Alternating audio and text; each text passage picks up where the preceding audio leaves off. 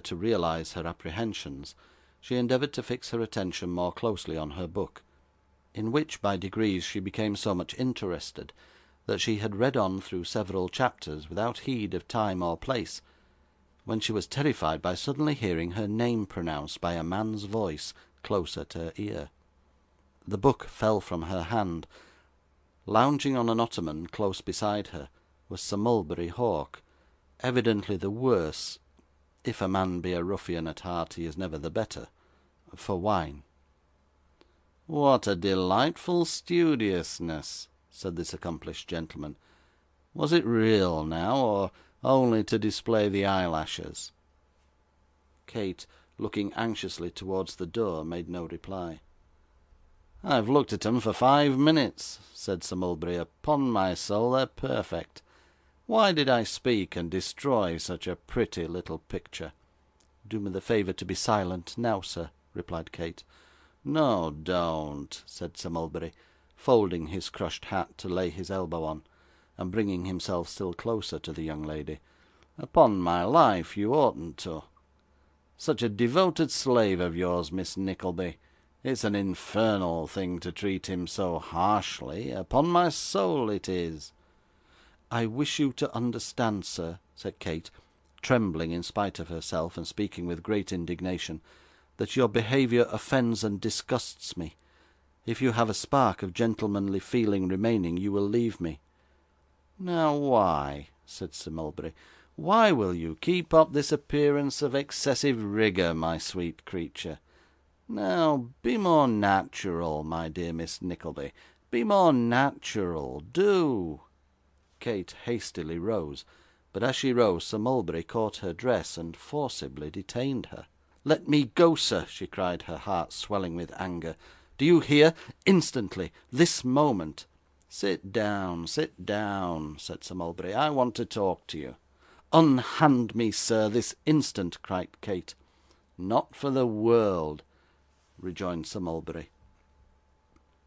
Thus speaking, he leaned over as if to replace her in her chair, but, the young lady making a violent effort to disengage herself, he lost his balance, and measured his length upon the ground. As Kate sprung forward to leave the room, Mr. Ralph Nickleby appeared in the doorway and confronted her. "What is this?" said Ralph. "It is this, sir," replied Kate, violently agitated, "that beneath the roof where I, a helpless girl, your dead brother's child, should most have found protection, I have been exposed to insult which should make you shrink to look upon me. Let me pass you." Ralph did shrink, as the indignant girl fixed her kindling eye upon him, but he did not comply with her injunction nevertheless, for he led her to a distant seat, and returning and approaching Sir Mulberry Hawk, who had by this time risen, motioned towards the door. "Your way lies there, sir," said Ralph in a suppressed voice, that some devil might have owned with pride. "What do you mean by that?" demanded his friend fiercely. The swollen veins stood out like sinews on Ralph's wrinkled forehead, and the nerves about his mouth worked as though some unendurable emotion wrung them, but he smiled disdainfully, and again pointed to the door. "Do you know me, you old madman?" asked Sir Mulberry. "Well," said Ralph. The fashionable vagabond, for the moment, quite quailed under the steady look of the older sinner, and walked towards the door, muttering as he went. "You wanted the Lord, didn't you?" he said, stopping short when he reached the door, as if a new light had broken in upon him, and confronting Ralph again. "Damn me, I was in the way, was I?" Ralph smiled again, but made no answer. "Who brought him to you first?" pursued Sir Mulberry, "and how, without me, could you ever have wound him in your net as you have?" "The net is a large one, and rather full," said Ralph. "Take care that it chokes nobody in the meshes." "You would sell your flesh and blood for money, yourself, if you have not already made a bargain with the devil," retorted the other. "Do you mean to tell me that your pretty niece was not brought here as a decoy for the drunken boy downstairs?" Although this hurried dialogue was carried on in a suppressed tone on both sides, Ralph looked involuntarily round to ascertain that Kate had not moved her position so as to be within hearing. His adversary saw the advantage he had gained, and followed it up. "Do you mean to tell me," he asked again, "that it's not so?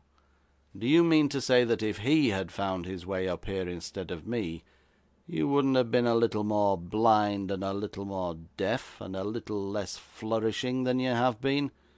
Come, Nickleby, answer me that."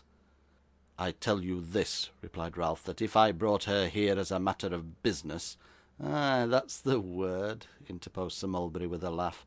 "You're coming to yourself again now." "As a matter of business," pursued Ralph, speaking slowly and firmly, as a man who has made up his mind to say no more, "because I thought she might make some impression on the silly youth you have taken in hand, and are lending good help to ruin. I knew, knowing him, that it would be long before he outraged her girl's feelings, and that unless he offended by mere puppyism and emptiness, he would, with a little management, respect the sex and conduct even of his usurer's niece. But if I thought to draw him on more gently by this device, I did not think of subjecting the girl to the licentiousness and brutality of so old a hand as you, and now we understand each other." "Especially as there was nothing to be got by it, eh?" sneered Sir Mulberry. "Exactly so," said Ralph. He had turned away, and looked over his shoulder to make this last reply. The eyes of the two worthies met, with an expression as if each rascal felt that there was no disguising himself from the other, and Sir Mulberry Hawk shrugged his shoulders and walked slowly out. His friend closed the door, and looked restlessly towards the spot where his niece still remained in the attitude in which he had left her. She had flung herself heavily upon the couch, and with her head drooping over the cushion, and her face hidden in her hands, seemed to be still weeping in an agony of shame and grief.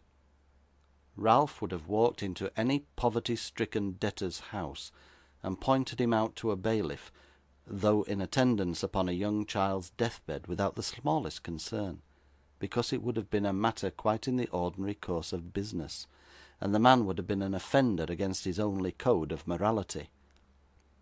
But here was a young girl who had done no wrong save that of coming into the world alive, who had patiently yielded to all his wishes, who had tried hard to please him, above all, who didn't owe him money, and he felt awkward and nervous. Ralph took a chair at some distance, then another chair a little nearer, then moved a little nearer still, then nearer again, and finally sat himself on the same sofa, and laid his hand on Kate's arm. "Hush, my dear," he said, as she drew it back, and her sobs burst out afresh. "Hush, hush. Don't mind it now. Don't think of it." "Oh, for pity's sake, let me go home," cried Kate. "Let me leave this house and go home." "Yes, yes," said Ralph, "you shall. But you must dry your eyes first, and compose yourself. Let me raise your head. There, there." "Oh, uncle," exclaimed Kate, clasping her hands, "what have I done? What have I done that you should subject me to this? If I had wronged you in thought, or word, or deed, it would have been most cruel to me, and the memory of one you must have loved in some old time. But—" "Only listen to me for a moment," interrupted Ralph, seriously alarmed by the violence of her emotions. "I didn't know it would be so. It was impossible for me to foresee it. I did all I could. Come, let us walk about. You are faint with the closeness of the room and the heat of these lamps. You will be better now if you make the slightest effort." "I will do anything," replied Kate, "if you will only send me home." "Well, well, I will," said Ralph, "but you must get back your own looks, or for those you have will frighten them, and nobody must know of this but you and I. Now let us walk the other way. There, you look better even now." With such encouragements as these, Ralph Nickleby walked to and fro, with his niece leaning on his arm, actually trembling beneath her touch.